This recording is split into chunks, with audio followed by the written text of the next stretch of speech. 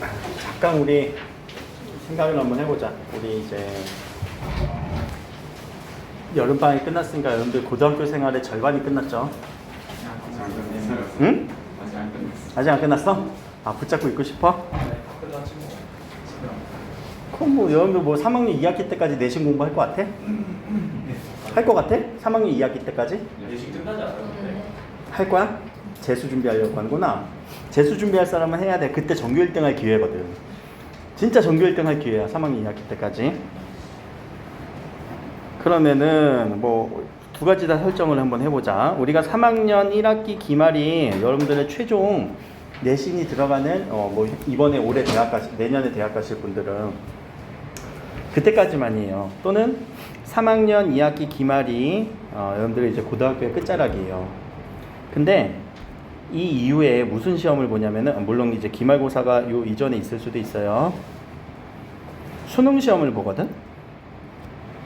이 수능 시험이라고 하는 게 자꾸만 이게 뭐 모의고사를 던져주고 저 선생님들은 뭐 모의고사 풀라고만 해. 또 수업도 뭐 모의고사 가지고만 설명을 해. 라고 생각을 하시는 분들한테 이런 질문 한번 해보자. 그럼 수능 시험이 궁극적인 우리가 대입 시험의 목적이라고 한다면 선생님 저 수능 안 보고 수시로 갈 건데요 라고 하신 분들도 있을 거야. 알았어. 그럼 수시도 자 수능 적용 안 되는 수시로 보실 분들은 안 해도 돼. 사실 저 지금 딱 정해졌습니다. 수능으로 반영되지 않는 뭐 최저라던가 이런 거 전혀 없는 그런 수시로만 가겠습니다 하실 분은요 안 해도 돼요. 근데 이걸 지금 정할 수 있나? 못 정해. 여러분들 당연히 못 정하지. 3학년 1학기 때까지 열심히 달려갖고 이제 거기에서 맞춰서 여러분들이 최적의 그 대입 전략을 짜야 되는 거지. 지금부터 자기는 뭘 버렸어요? 그러면은 인생을 버리는 게 됩니다. 그러니까 결국 우리는 이런 뭐 수능 공부라고 흔히 얘기하는 이런 공부들에 대해서 준비를 해야 되고 연습을 해야 되고 거기를 통해서 실력을 올려야 되는데, 자 지금 여름방학이네. 고2 여름이에요. 언제 이 실력을 올릴 수 있을까? 겨울방학 때? 자, 요때 겨울방학 때? 겨울방학 때부터는 이제 고3 실전인데? 지금. 그래, 지금밖에 없어요. 근데 지금 딱 끝자락이야. 지금부터 2학기 내신 들어가기 전까지 10월 달에 이제 시험 보겠지. 딱 그 전까지밖에 이 실력을 막 이렇게 업그레이드 못 할 기회가 없어요. 잘도 기말고사 들어가면 뭐 이런 공부 연습하겠다.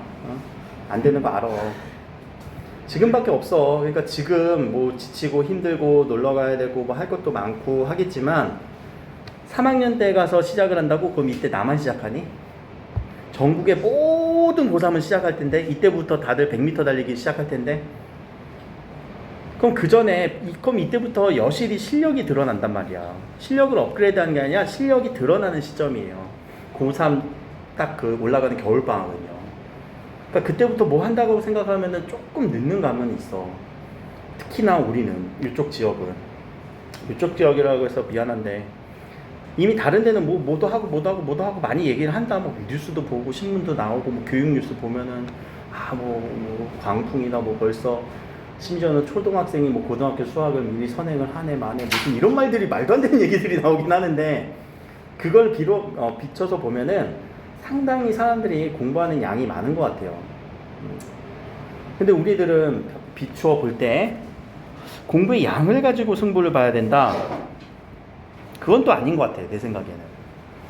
여러분들의 이 국어 실력, 국어에 한정돼서 얘기를 하는 거예요.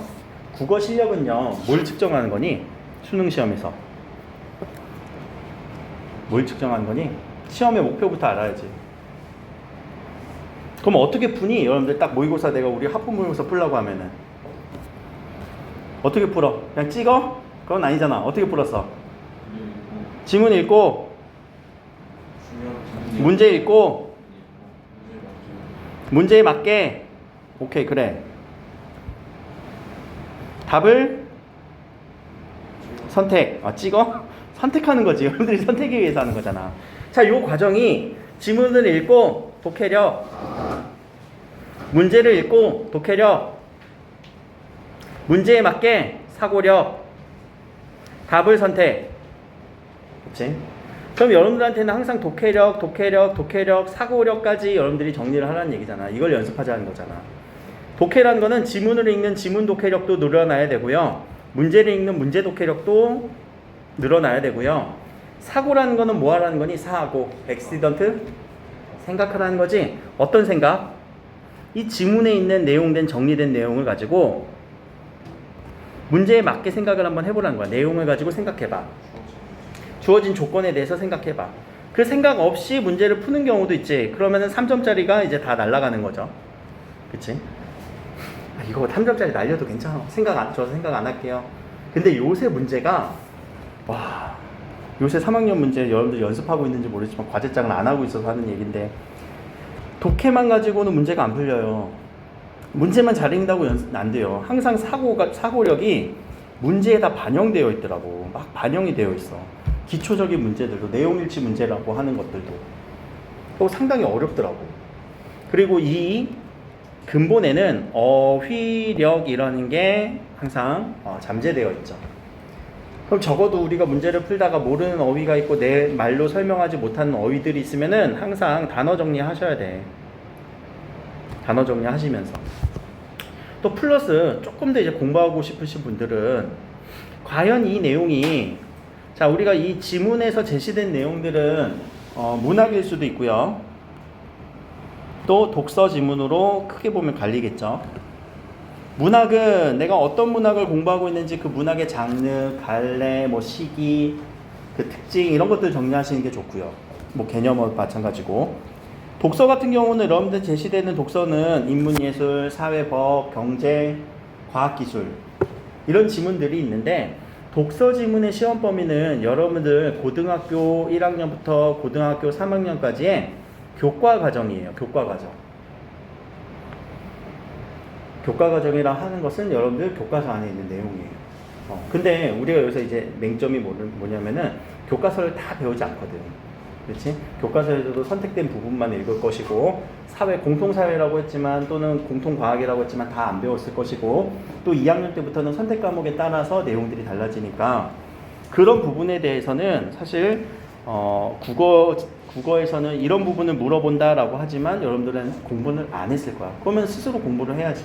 그런 것들에 대한 배경 지식도 많이 쌓아야 돼요. 그러니까 지금부터 하는 내용들에 대해서, 나왔던 내용에 대해서 잘 정리하고 공부하면서 내용을 알게 되는 그런 부분들로 하프 모의고사를 좀 이용을 하고, 그리고 문제 푸는 연습이잖아. 여러분들한테 뭐 시간을 지금 재지는 않지만 고3 같은 경우는 시간을 엄격하게 재고 있거든요. 시간 안에서 내가 이렇게 문제를 풀고 지문을 읽고 문제를 풀어내는 훈련이 되어야 된다는 거예요. 왜? 이 수능 시험이 그런 시험이니까. 근데 수능 시험을 우리가 염두에 두지 않는다면 내신만 해서 학교 가기에는, 대학 가기에는 안타까운 결과들이 많이 일어나죠. 뭐 학교의 급을 낮춰야 된다거나, 혹은 수능에서 최저를 맞추면은 서울 안쪽으로 인서울을 할 수 있지만, 최저 못 맞춰요? 그러면은 저 멀리 가야 된다거나. 그렇게 달라진단 말이에요. 그러니까 결국 여러분들 지금 요 시기가 정말 중요한 시기야. 언제 올리려고, 언제 공부하려고. 그냥 막연하게 생각하지 마. 이 생각이 어저께 밤에 불현듯 들더라고. 나도 얘네들 왜 이렇게 공부 안 하지? 왜 이렇게 안 하지? 이런 생각을 하다가 지금이 마지막 끝자락인데, 이런 고민을 좀 했어요. 그래서 좀 잔소리로 시작해서 미안한데, 그럼 반대로 우리가 공부하다 보면은 이런 느낌도 있을 거다. 여러분들 막 개념을 잘 공부를 해놓으면 문제를 풀다 보면은 요 개념이 조금 더 확대되는 이런 느낌 들어본 적이 있니 혹시? 문제를 풀다 보면 이거 내가 알던 건데? 이런 게 또 있었어? 이런 게 또 있었어? 이런 공부 방법이 하나 있고요. 개념이 너무 많다 보니까, 지식의 우리 스팟이 너무 많다 보니까 여기서 아무리 확대되고 여기서 아무리 확대되고 여기서 확대돼도 모르겠는 그런 공부들이 있을 거예요. 이게 융합되어 있어요. 국어는요. 무슨 얘기냐면, 지금 문법 같은 경우는 아무리 수능이고 아무리 고등학교 전 과정이지만 시험 범위가 정해져 있어요. 크게 보면 한 4단락으로. 그 4단락에서 여러분들이 공부하면 할수록 공부하면 할수록 조금씩 나의 개념이 늘어나고 배경 지식이 늘어나는 공부가 있어요. 사탐도 마찬가지예요. 문법 공부는 이렇게 되고 문학 일부는 이렇게 될 수 있어요. 문학을 너무 많이 이제 작품을 알고 문제를 풀다 보면은 이런 느낌이 들어. 근데 독서 같은 경우는 그래 내가 경제 지문에 대해서 막 배경 지식을 늘릴 거야 라고 하는 순간 갑자기 법 지문이 나오고 과학의 생명과학을 내가 엄청 공부할 거야 라고 하는 순간 그치 화학 지문이 나오고 막 이런단 말이야. 그러다 보니까 막 답이 없는 느낌일 수도 있어. 근데 그래도 그 안에서 여러분들이 그래 경제는 경제만의 특징이 있지, 법은 법대로만의 특징이 있지, 생명은 생명대로의 특징이 있지, 화학은 화학대로의 특징이 있지 라는 것을 꼭 정리를 해주면서 자신의 배경 지식화하는 게 제일 중요해요. 그렇게 해야 많은 지식들을 여러분들이 섭렵할 수 있는 거고, 그냥 주구장창 공부한다? 그러지 말고 문제를 풀면서 자기 걸로 만들어 보라는 얘기야. 문제를 풀면서 그리고 내용을 정리하면서. 자, 그래서 오늘 할 얘기는 여기부터 시작을 한번 해봅시다. 자, 문제 풀기 너무 귀찮은 사람들도요, 항상 앞에서 제시되는 화법과 작문 부분은 꼭 열심히 풀어주세요. 이거는 우리 약속합시다. 자, 화법과 작문이라고 하는 이 영역은 여러분한테 그렇게 고난도의 많은 개념을 요구하진 않거든요. 그러면서 나오는 어휘 모르는 거 다 체크하고, 근데 여기서 모르는 어휘가 그렇게 많지는 않을 거예요. 그리고 문제를 푸는 패턴, 이거 문제 어떻게 푸는 거지? 라는 생각을 꼭 한번 해보세요. 자, 밑에 문제부터 한번 볼게요. 실제로 여러분들이 이제 3학년 되면은 언어와 매체 혹은 화법과 작문을 선택할 가능성이 높은데, 그렇게 선택함에 있어서 화법과 작문을 선택하시는 분, 그러니까 내신에서 하시는 분들도 그렇고, 또는 수능에서 화법과 작문을 선택하시는 분들도 그렇고, 엄청나게 문제를 많이 풀어야 돼요. 화법과 작문의 이 문제를 풀어서 많이 푼 다음에 유형화 시키는 그 개념이 필요한데, 첫 번째는, 자, 1번 문제의 유형은요, 이거 어떻게 풀까? 자, 문제를 읽었네. 지문을 아까 읽고, 문제를 읽고, 어떻게 풀지 생각을 한다면, 이거 어떻게 풀어야 될까? 말로 설명할 수 있는 사람. 이 부분이 여러분들이 문제를 푸는 방법을 자기 걸로 유형화하는 거예요. 어떻게 풀까? 응? 보기 어디를 읽어?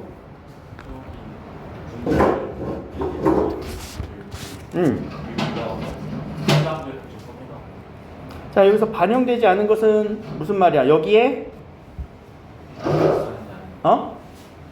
해당하지 않는 것은 있는 거 찾으래? 없는 거 찾으래? 없는 거. 여기에 반영되지 않는다는 이 말 자체가, 야, 위에 없는 거 찾아. 그럼 이거 문제 너무 쉽지 않니? 그냥 있네 없네로 찾으면 되잖아. 안 그래? 1번 틀린 사람은 없지? 아니 내가 아까 그거 봐야 되는데 이따가 볼게. 여기서 공개적으로 볼 수는 없으니까. 설마 없겠지. 아니야, 빨리 자수해봐. 야, 이거 없는 거 찾는 거야 그냥. 이거 없네? 이해됐어? 자, 그리고 플러스 이런 문제의 유형은 그냥 없는 거 찾는 거지만, 발표 계획 중 발표에 반영되지 않은 게 이게 계획이라는 거예요. 그리고 이 계획이 실제 발표에 반영되지 않은 거.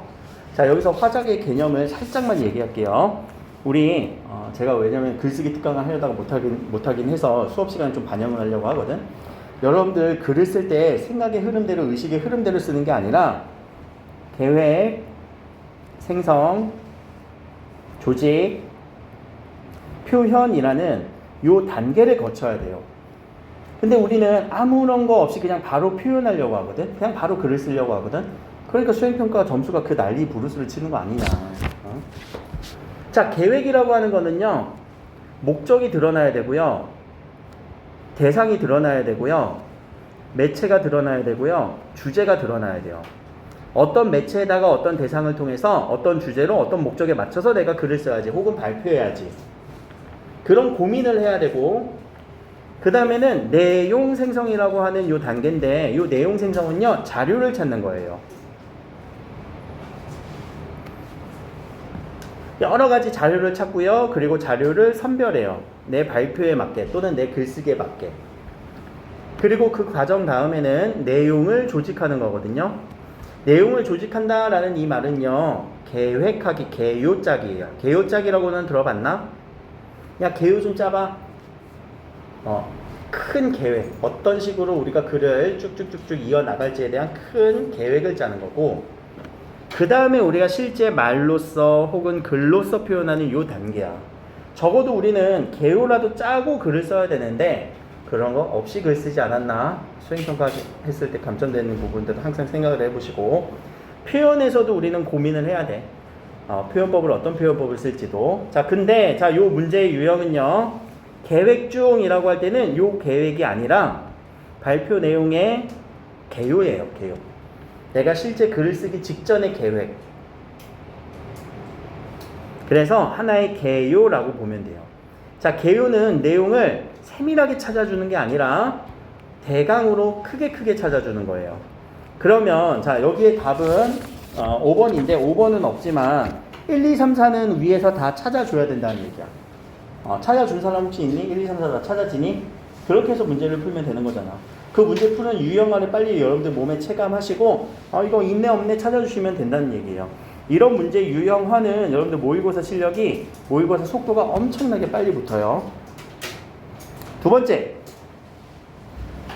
청중평가 문제거든요. 그럼 이 청중평가 문제는 어디에서 나오냐면요, 화법과 장문에서 요 계획생성 조직 표현 다음에 장문 같은 경우는 고쳐쓰기 문제가 돼요.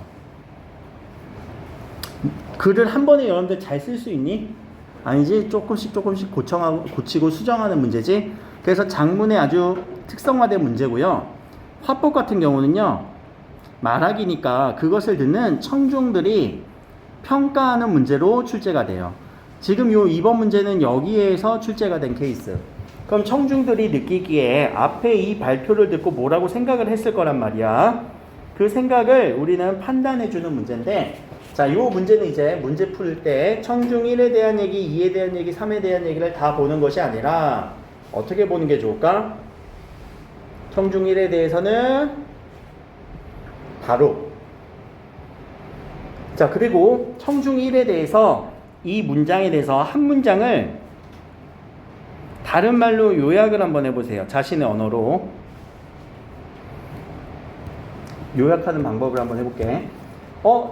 영상 쪽 장면은 사진으로 본 적이 있어. 내가 경험한 적이 있어. 경험으로 요약을 했죠. 두 번째, 그때는 시위에 많은 사람 참여했다고만 생각했는데, 그때는 그렇게 생각했는데 대규모 시위의 불씨가 불의에 맞선 학생들의 한 행동에 시작되었니 놀라울 뿐이야. 나 옛날에는 그렇게 생각했어 라는 거를 내가 영어로 표현할게. 나 옛날에는 그렇게 알았어. I know. 근데 놀라웠어. OIC. OIC가 뭐니? OIC. 이런 관용어 안 쓰니? 알겠어. 어떻게 하는 거야? 처음 알 때. 내가 처음 알게 될 때 OIC 이거야. I know랑 달라요. 둘 다 알다인데 완전 다른 거지. 왜 영어를 쓸까? 이거보다 더 잘 표현할 수가 없을 것 같아. 그냥 우리말은 안다라고 하지만 다른 의미거든. 자, 학생이 선보이고 있었던 점에서 의미가 남다른 것 같아. 난 그렇게 생각해. I think. 미안해, 요약하라고 해놓고선 이게 내 언어라고. 이게 내 자기 언어화된 언어라고요. 자, 여기 청중 2를 또 한번 보자. 미안해.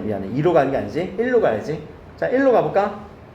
자, 자신의 생각을 덧붙이며 들었다. 어디에서 요약이 됐어? I think. 이거 내 생각. 연결되죠? 자, 두 번째는요. 자신의 경험과 관련지었대요. 내 경험. 자, 이렇게 요약된 자신의 언어가 밑에 선택지에서 그대로 또는 비슷하게 나올 가능성이 크단 말이야. 요 패턴이에요. 그러니까 이렇게 요약을 해주는 게 여러분들의 실력이라고. 이거 언제 연습할 건데? 들어서 이제 알겠어? 그럼 해봐야지. 연습할 때 해보고, 또는 이렇게 하프 모의고사 할 때 해보고, 과제로도 해보고. 이해되셨죠? 요 방법이야. 실제로 요거 잠깐 이제 선생님들 자랑을 하면, 지금 현재 고3이 광동고 친구들이 저번에 얘기했잖아. 화법과 장문 1등급이 안 갈렸다고. 우리 학원에서 합법과정문 이렇게 나랑 연습하고 나서 막 100점, 뭐 몇 점, 90 몇 점 막 이렇게 한나 틀리고 막 이래갖고 그렇게 해서 성적을 잘 받아오더라고. 이거보다 더 좋은 방법이 있을래야 있을 수가 없거든. 합법과정문 문제 풀 때 많이 풀고 자기의 말로 요약하고 그리고 이 개념 알고. 내가 뭐 전공했다고 했니? 국어 교육에서 합법과정문. 합법과정문 전공했어. 문법은 당연히 작문하려면 해야 되고, 그렇지? 아, 문법한 것 같아? 너무 문법을 좋아해서. 그러니까 이런 방법들을 여러분들한테 이렇게 내가 막 이렇게 막 알려줄 때, 아 그렇구나, 한번 해봐야지. 그렇게 생각이만이라 해주고 한번 해보세요. 그래야 실력이 올라간다니까. 내신할 때 이런 거 못하잖아, 우리 내신에 또 들어가면. 안 그래? 자, 그럼 청중 2번도 똑같이 한번 요약해볼까? 왜 1953년에 대해서야 이날을 기념일로 제정할 것일까?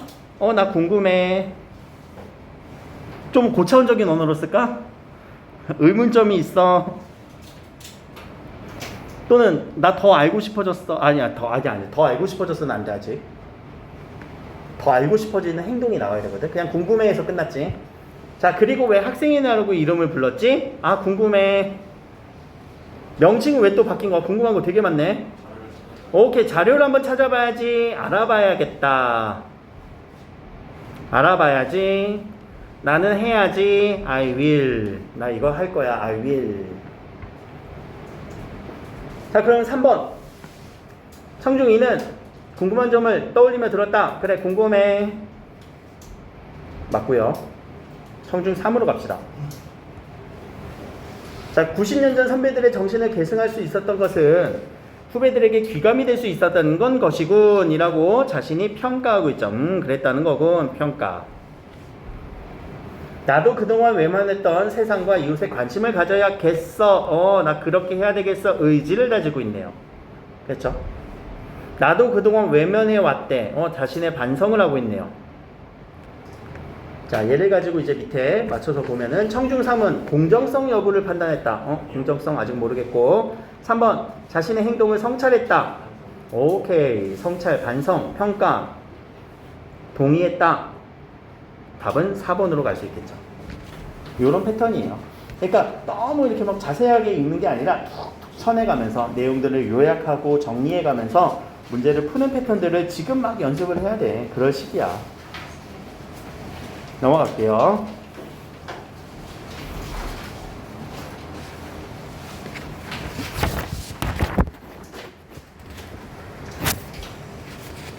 자, 학생 3 글쓰기에서 글쓰기 전략으로 적재하지 않은 것은, 그럼 이 얘기도 지문과 이 문제를 대비시켜 볼까?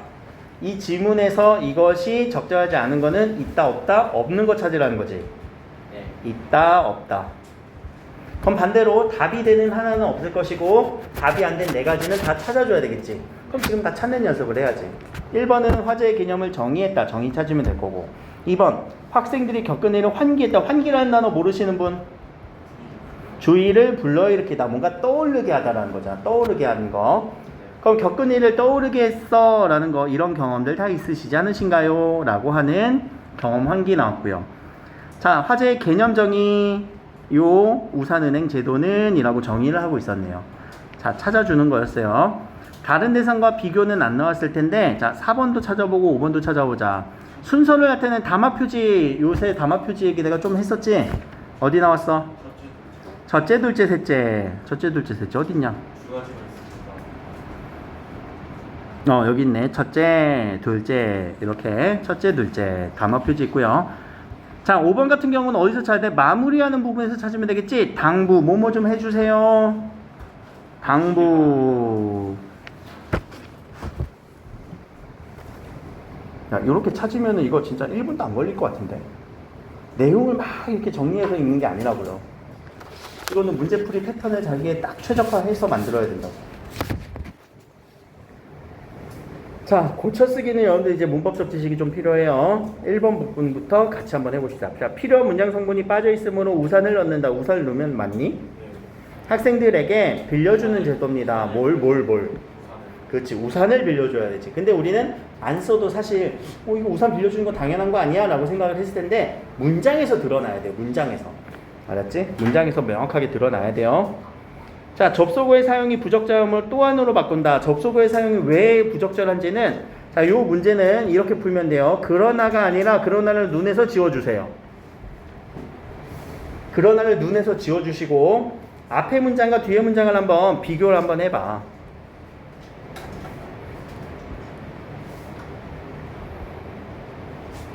자, 이 제도의 취지는 안전과 편의를 위해서래. 자, 안전과 편의를 위해서인데 첫 번째, 실제로 학생들이 넘어서 다치니까 비에서 젖어서 난감한 처지에 있으니까 그래서 이 취지를 우리는 하는 겁니다. 아직 뭐가 들어간지 몰라요. 부모님들의 걱정을 덜기 위해서 하는 겁니다. 라고 두 개가 동일하게 적용이 되겠지. 그래서 하는 겁니다. 그래서 하는 겁니다. 이런 느낌이죠. 그럼 여기는 뭐가 들어가야 되니? 서로 비슷한 내용이 이어지는 거지. 그럼 비슷한 내용이 이어질 때 우리는 그러나라는 접속 표지가 쓰이면은 안 되겠죠. 또한, 혹은, 그리고 이런 표지들이 써야 되겠지. 자, 문장을 느껴야 돼요. 이 문맥에서.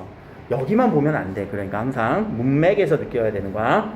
자, 3번도 귀가가 집으로 돌아가는 거 아니야?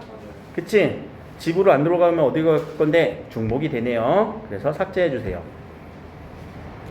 5번 글의 통일성이라고 하는 이 부분도 알고 있어야 되는 개념인데요. 통일성은 내용적인 측면이에요. 내용적인 측면에서 맥락에서 좀 어긋나면 그거 지워주라는 게 통일성을 지키라는 얘기예요. 자, 설문조사 여기가 여기 왜 나와? 그치? 갑자기 여기 결과가 나왔습니다. 이 얘기를 왜 해? 통일성에서 어긋났네. 그래서 지워주시고 하나 더 알고 있어야 돼요. 응집성이라는 거. 응집성이라고 하는 개념은요, 문맥을 맞춰주는 거고요. 자, 응집성에 대한 얘기는 좀 전에 했었던 이런 또한과 같은 접속어 이것을 명확하게 써주라는 게 응집성과 관련된 문제예요. 그럼 4번은 얘들아 적절하다는 얘기 아니니? 4번 미안해. 적절하지 않은 건 틀렸다는 거 아니니? 자, 학생에서 학교 텃법을 가꾸기로 채집한 농작물, 채집하다, 수거한 농작물,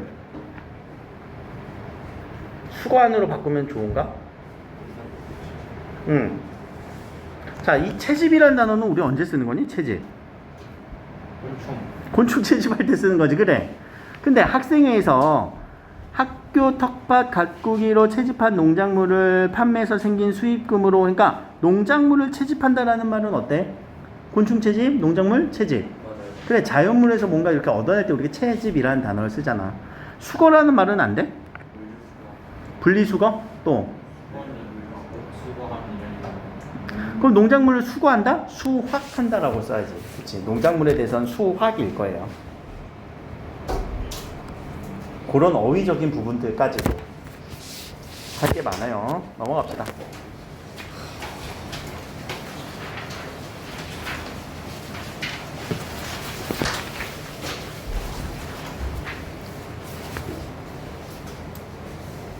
자, 요 지문은 독서 지문이고요. 어떤 영역? 생명과학 영역이지.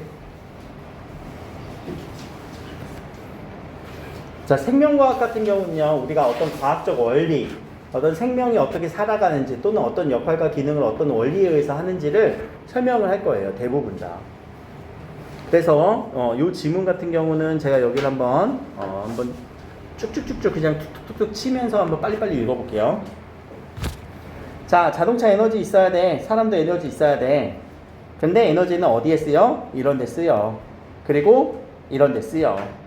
그런데 이러한 에너지를 얻게 되기까지 과정을 호흡이라고 한대. 자, 그럼 우리가 여기서 제일 중요한 거. 우리가 알고 있는 호흡은 어떤 호흡이야? 이거지. 근데 여기서는 그런 말을 했니? 그럼 우리가 알고 있는 게 잘못된 걸까? 아니야. 잘못된 게 아니라 우리의 배경 지식을 읽지 말라는 얘기지. 여기서 얘기하는 호흡을 명확하게 정의해 주라는 얘기, 정의해 주라는 얘기죠. 아, 호흡은 에너지 얻는 거구나.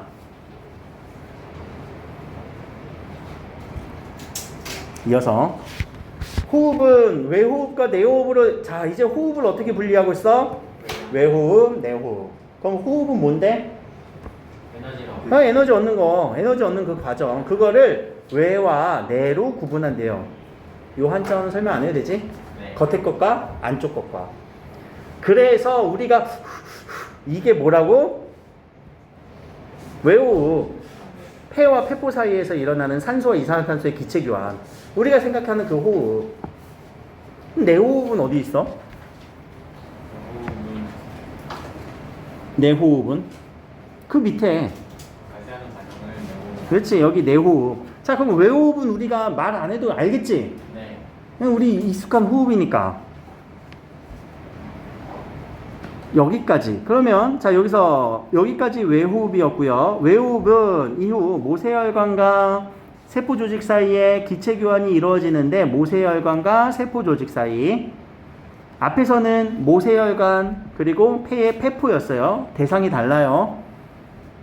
자, 이에 의해 모세혈관 통해 산소가 영양소 결합해서 산화되면서 발생하는 과정을 내호흡이라고 한다. 내호흡에 대한 정의, 영양소가 산화되는 에너지 발생 과정. 아까 호흡은 뭐라고 했어? 호흡은 에너지라고. 그래, 에너지 얻는 거, 에너지 발생, 에너지 얻는 거 말 똑같지? 네. 그래, 내호흡에 대한 정의. 아, 에너지 발생. 뭐 되면서? 산화되면서. 그럼 우리가 산화라는 단어도 알고 있으면 편해요. 산화라는 게 뭐니? 우리 산화라는 게 되게 다양하게 쓰는데. 산화, 산화현상, 산화반응, 산화되다. 어? 너무 맞아요. 뭘까? 산화. 이것도 알고 있으면 좋잖아. 산소와 화학 반응 일으키는 거. 뭐 이렇게 어렵게 생각해. 그렇다면 영양소가 산화되어 에너지가 발생할지 과정은 어떻게 이루어질까? 자, 이제 우리한테 궁금해하라고 하죠. 뭐 궁금해한다고? 과정. 그래, 이 과정에 대한 설명이겠네. 자, 과정에 대한 설명을 보니까 오른쪽에 야, 이보다 더 친절하게 나올 수가 없네. 여기 나오잖아. 6번 문제. 야, 이거 그냥 대응해서 이렇게 읽어주면 되는 거 아니야? 여기부터는? 네. 오케이. 그런 화학 반응 과정이 일어났고요. 그리고 영양소가 산화되어 에너지가 발생하기까지의 과정이라고 하는 이 말도 앞에서 대응시키면 무슨 과정이라는 거니? 네. 무슨 호흡 과정을 보겠다는 거야? 네. 호흡. 그치, 내호흡 과정 보자는 거잖아. 내호흡 과정 보자라는 거잖아. 근데 내호흡 과정 봅시다 이렇게 얘기했어? 아니요. 아니지. 다른 말로 바꿔서 얘기했지. 그런 거 좋아한다고. 자, 그래서 세 가지의 주요 단계를 거쳐갑니다. 먼저라는 순서 표지. 먼저 나왔으면은 자연스럽게 눈은 다음으로 마지막 단계인, 그러면 딱 정리가 되면 끝나는 문장이었네요. 자, 소장에서 흡수된, 자, 장소도 친절하게 여기 소장 나왔네. 요게 2학년 문제까지는 이렇게 친절하게 나와요. 3학년에서는 안 나와. 자기가 그려야 돼. 이 과정을. 그래서 이따가 3학년 지문이랑 같이 비교하면서 볼 거야. 2학년 문제에서는 이렇게 나온다니까, 지문을. 그래서 어느 부분이야 하지만 3학년 지문에서는 여러분들 그 고3 지문에서는요, 자기가 그리도록 해야 돼. 이따가 같이 볼 거예요. 자, 소장에서 흡수된 포도당은 이렇게 운반됩니다. 모세혈관을 타고 조직세포로 운반됩니다. 그치? 그래서 포도당 한 분자는 이렇게 분해되면서 이 물질을 만들어낸 특징, 뭘 만들어낸다. 이렇게 정리하면 되겠지. 소장에서 흡수된 포도당, 여기서 흡수, 포도당 흡수. 모세혈관을 타고 조직세포로 운반되는데, 이때 운반될 때 뭔가 생성되네요. 생성에 대한 얘기는 너무 어려우니까 그냥 이렇게. 이게 무엇이냐, 이거의 화학 반응식을 쓰라, 이런 문제는 안 나올 거니까. 그치? 자, 다음으로 이때 생성된 이 피로부산이 만들어진 거잖아. 이때 생성된 이 피로부산은 미토콘드리아 기질에 있는 요 회로에 투입이 됩니다. 미토콘드리아 기질에 있는 요 회로에 투입이 됩니다. 그럼 여기 피부르산이 들어갈 거고, 피루부산. 그래서 이 한 분자가 여기에 투입되면서 일으키는 세 분자의 생성. 세 분자는 CO2 세 분자죠. 그리고 두 분자가 만들어지고 여기서는 이렇게 만들어집니다. 몇 개가 만들어지도 특징 정리. 근데 문제점. 야, 이거는 너무 적어. 에너지 양이 너무 적어. 이 문제점. 그럼 이 문제점을 그대로 안고 있으면은 안 되겠지? 해결해 줘야 되지 않니? 그래서 전자 전달계에서 이를 보완합니다. 이전에 만들어진 이런 애들과 이런 애들은 사용될 수는 없지만 이 전자 전달계에서 미토콘드리아 내막에 있는 전자 전달계에서 여기에서 요거를 추가적으로 만들어냅니다. 그럼 하는 일이 똑같은 애들이 있네? 뭘 추가적으로 만들고 뭘 만들고, 그치? ATP를 만든다, ATP를 또 만든다. 하는 일이 똑같은 애들은 똑같이 정리해주고, 장소가 다르다는 건 장소를 다른 점을 정리해주고. 자, 이때 전자수용체하는 산소가 필요한데요. 분해되는 과정에서 이렇게 총 얻을 수 있습니다. 까지 무슨 과정? 내호흡 과정. 그래서 마지막에 너무 효율적인 에너지입니다. 에너지 생성 과정입니다. 라고 정리가 되고 있어요. 문장을 빨리빨리 정리하면서 읽는 연습도 해야 돼요. 여기서 우리가 모르는 거 다 모르지 사실. 피로부산 처음 들었는데 안 그래? 들어본 사람? 생명시간 들어봤니? 안 들어봤지? ATP야 뭐 가끔 나오는 단어니까 뭐 공부 많이 한 사람들 들어볼 수 있어. 근데 뭐 TCA 회로, NADH 이거 다 몰라. 모르는 단어지만 여기서 그렇구나 얘가 생겼구나 하고 인정하고 그냥 넘어가면서 수용하면서 특징 정리하시면 되는 거예요. 자, 그 다음에 자 위클에서 알 수 있는 내용은 우리 문제 유형화 합시다. 내용일치 문제죠? 내용일치 문제니까 여러분들이 얼마나 정확하게 내용을 읽었는지를 판단하는 거예요. 가서 찾아주면 되는 거고 안 푼 친구들이 있을 거니까 제가 답은 결과값으로만 볼게요. 자, 요 과정을 도식한 겁니다. 그럼 각각의 요 자리에서 내용으로 적절하지 않은 것이지만 이것도 내용일치 문제지? 내용일치 문제는 요 안에서 뭐 했는지 요 안에서 뭐 했는지 특징 정리해서 문제 푸는 거예요. 사실 5번, 6번 문제의 유형 같아요. 7번. 보기는, 보기를 우리는 분석을 해줘야 돼요. ATP를 생성하기 위해 효모주에 산소가 있으면 산소를 이용한 호흡을 하고, 산소가 없으면 발효를 한다. 그래서 무산소 환경에서 효모가 동일한 양의 이런 생성을 한다면 소모량은 여기서 비교했을 거란 말이야. 이렇게 했으면 작을 거고 이렇게 했으면 많이 생성된다. 그래서 몇 배가 늘어난지를 여러분들이 추측을 하면 돼. 그러면은 몇 배 늘어난 거 같니? 몇 개가 쓰여갖고 몇 배 차이가 난 거 같아? 19배예요. 왜? 앞에서는 몇 개 만들어줬다고 했어? 38개. 또 2개. 이야. 요 정도 차이겠지? 그래서 19배가 줄어들 것이다 아니지 늘어날 것이다 라고. 자, 밑에도 기억의 이유. 전자수용체 역할을 하는 산소가 필요합니다. 왜? 전자수용체를 얻어서 거기에 있는 전자수용체에 있는 산소를 얻어 수소 원자에 있던 전자가 있어야지 환원되기 때문이다. 환원이라는 단어는 뭐니? 환원. 산화에 안 된다는. 그치. 다시 돌아오는 거지. 산화 환원 반응 알아야 돼요. 넘어갑시다. 문화.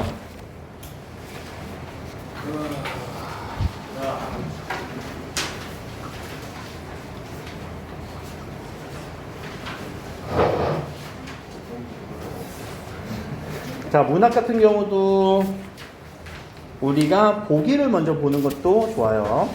자, 11번 보기. 쌤 오늘 세미나 없었고요. 아니?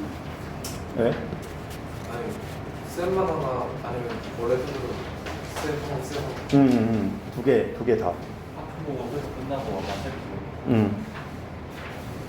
자, 여기 사제곡이라고 하는 이 노래는 박인로가 이덕형을 화자로 하여 사제의 생활하는 모습을 그린 겁니다.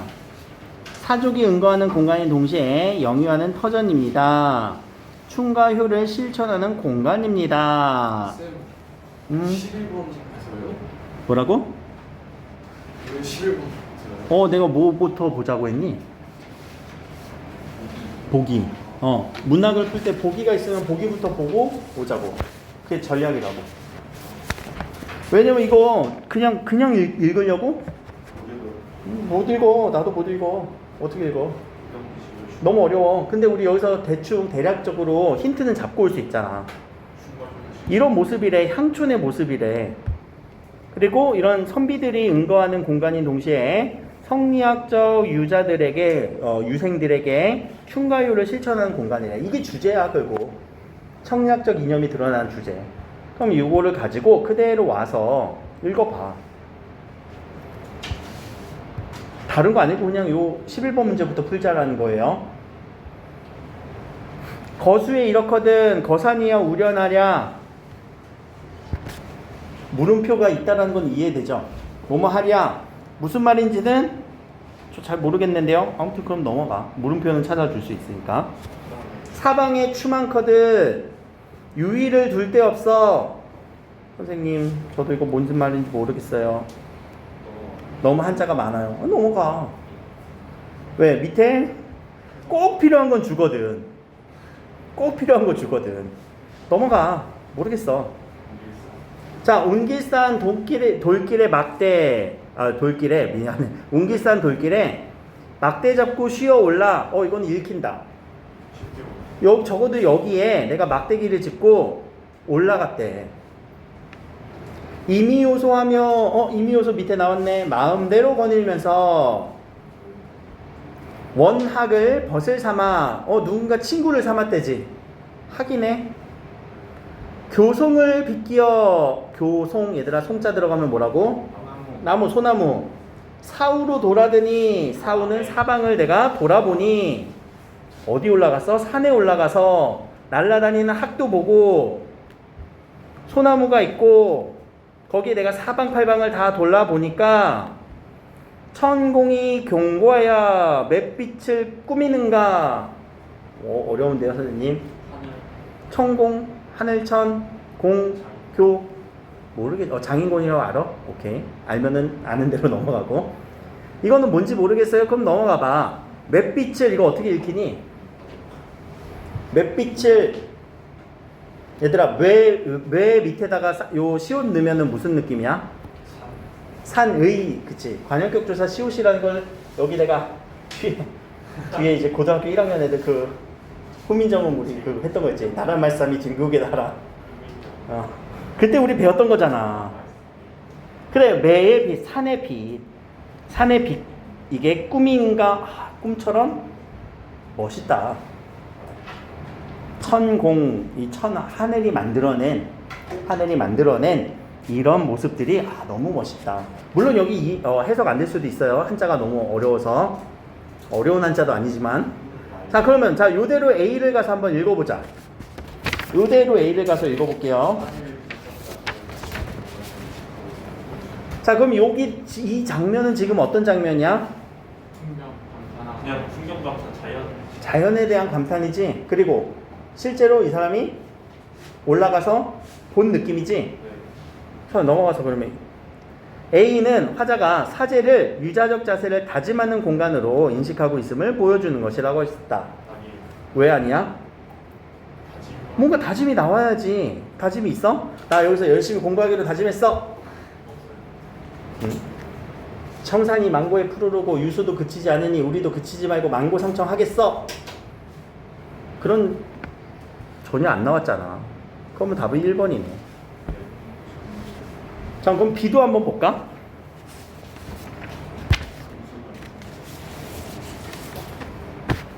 금수병풍은 첩첩이 둘러든 듯 병풍을 첩첩이 둘러놨대. 천태만상이 이토록 참남하여 보인. 참남하다. 밑에 봐야지. 참남하다.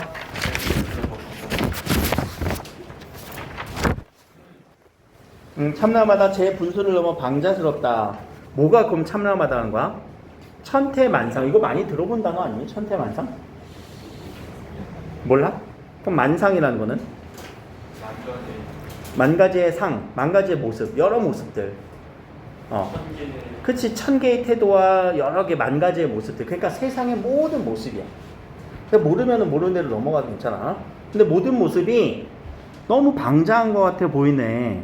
왜? 금수병풍이 너무 첩첩히 둘러놨으니까. 그래서 모든 모습이 좀 방자한 것 같아. 힘세이 다투면 내분에 올까마는, 내가 힘을 세서 다투면은 내 분수에 이게 올까 생각하지만 금할이 없이, 금하다라는 거는 금지하는 거 없지? 금할이 없을세 나도 두고 즐기느니라. 뭐 하고 있다는 거야? 이 주변에 있는 병풍들이 막 병풍을 친 것처럼 주변이 사방팔방이 너무 예뻐. 고민을 한 거지. 내가 이거 다투면 내가 가져올 수 있을까? 근데 금할 일이 없어서, 금할이 없을세 그걸 내가 그냥 두고 둘러보리라 라고 얘기를 했네요. 그런 패턴은 자연을 즐기며 살아갑니다 라고 제시하고 있었죠. 둘러두고 보리라, 나 자연을 즐기면서 보리라 라고 하는 이렇게 해석을 맞춰서 요 사제라고 하는 공간에서 일어나는 여러 가지 부분을 대응시켜서 읽어주면 돼요. 그러니까 이거 읽는 연습을 한번 해보시고, 중세국어에서도 분명히 알아야 되는 단어들이 있어요. 요 중세 문학에서. 그런 단어들만 조금 처리를 하고 갈게요. 응? 요 분이라고 하는 거 자신의 분수라고 하는 단어지. 그치? 자, 니오, 그리고 아까 야, 의문형이에요. 이런 단어들은요. 의문형.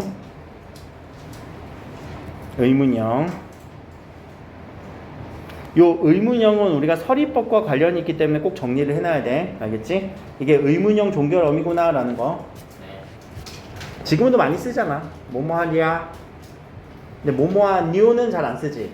근데 우리 이렇게 하자. 뭐뭐하노, 너 뭐하노. 그렇게 쓰잖아. 그렇게 하면 또 이상하게 보는 사람 많더라.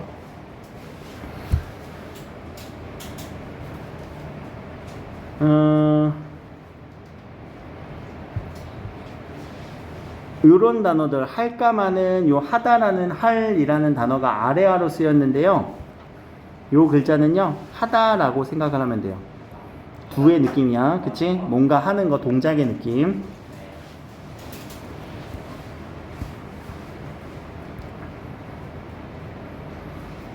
성은이라는 건 뭐니? 네? 성은. 망극한 성은. 보통 이렇게 같이 나오는데. 성은이 망극하옵니다. 은혜. 누구의 은혜? 임금. 임금님. 항상 임금님의 은혜에 대한 우리 요 표현이라고 알고 있어야 돼요. 그래서 요 성은이라고 하는 요 부분은 전형적으로 우리가 어떤 자연 속에서 즐거움을 누리는 거지만 뭐를 잊지 않아? 그치, 충성, 충효, 충신 이런 것들을 잊지 않아요. 그런 전형적인 패턴의 가사였지. 자, 가사는 끊어 읽는 거 연습하시면 좋죠. 구 단위로 끊어 읽으면 좋아요. 밑에 가서 우리 시조 하나만 또 봅시다. 자, 노암에 오라보니 노안, 유명하다. 자, 어디가 올라갔는데 노안이, 노안은 뭐야? 늙은 눈. 노안이 왔나? 늙은 눈이 밝아졌대요. 뭐야, 여기 뭐 신비의 장소인가? 인사의 변환들 산천이야. 산천이 딴 가실까? 인사, 사람의 일은 변하지만 산과 강은 변해요, 안 변해요? 안 변해요. 자, 암전 모수 모구 암전에 암은 요 바위 앞이에요. 바위 암자니까 모수 모구라고 하는 거는 무슨 물과 언덕이 어제 뭔 듯하여라. 이거 주제가 뭐니 그러면? 자연이 좋아? 나 자연 이쪽에 왔는데 인간과 자연의 다른 점도 여기서 대비시켰지. 왜? 인간은 변하는데 자연은 안 변해. 이렇게 우리가 인간사와 자연을 대비시켜주는 그런 시들도 많이 나왔어요. 고전 문학에서. 시조에서도 많이 나오고. 그래서 자연 속에서 아우 이 자연 너무 경치도 좋고 좋네 라고 하는 그런 시조였구나 라는 거. 이렇게 해석해서 풀어야 되는 문제가 뒤에 어디 있었지? 나에서 나왔구나. 여기 10번 문제. 그치? 그러면은 아까 우리 11번 문제는 가 부분 읽으면서 풀어야 되고 나까지 읽으신 분들은 10번 문제까지 풀렸을 거예요. 그렇죠? 그래서 10번 문제 적절한 거 찾으세요 라고 하는 이 답에서는 1번 화자의 자족감이 느껴지고 있습니다. 자족감이란 건 뭘까? 자기 만족감. 뭐 자존감 이런 거보다 자족감이라는 단어도 써요. 나에서는 그러면은 자신이 처한 상황이 개선되리라는 기대감이 있었나? 아니죠. 그런 기대감은 없었을 거예요. 자, 3번, 4번, 5번, 3번, 4번, 5번 같은 경우는 가와 달리, 나와 달리 가로치고 나중에 생각하기.